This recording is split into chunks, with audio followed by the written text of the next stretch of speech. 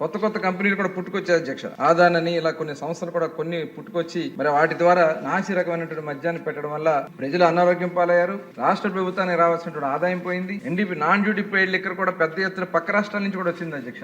ఒక్కసారిగా 150% రేట్లు పెంచేశారు అధ్యక్ష. అప్పటి వరకు ఉన్నటువంటి ధరల్ని 150% పెంచడం వల్ల ప్రజలు ఆ మద్యం కొనుక్కొని తాగలేక, ఈ నాసిరకం మద్యం తాగలేక బోర్డర్ లో ఉన్నటువంటి అన్ని జిల్లాల్లో కూడా దాదాపు 60% ఇప్పుడు మేము మళ్ళీ వచ్చిన తర్వాత ఎన్డీపీఎల్ మనం కంట్రోల్ చేసిన తర్వాత 60% వృద్ధి వచ్చింది అధ్యక్ష.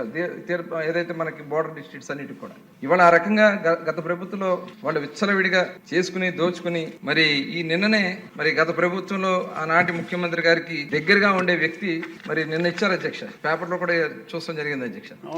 ఏ రకంగా వాళ్ళు వసూలు చేశారు, ఎంతెంత వసూలు చేశారు, కేసుకి ఇంత అని చెప్పి వసూలు చేసి దాన్ని మొత్తం కూడా మరి వాళ్ళ బాస్కి అందజేశారని చెప్పి సాక్షాత్తు ఏటుగా ఆనాటి ముఖ్యమంత్రి గారు ఏవన్గా ఉంటే ఏటుగా ఉన్నటువంటి వ్యక్తి నిన్న ప్రెస్ మీట్ లో క్లియర్ గా చెప్పారంటే ఆ రోజు మేము వైట్ పేపర్ లో ఇచ్చాం అధ్యక్ష.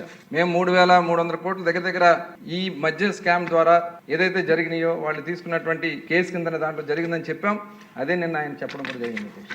అంటే మేము ఎంత బాధ్యతగా ఉన్నామనే దానికి ఇది ఒక నిదర్శనం అధ్యక్ష.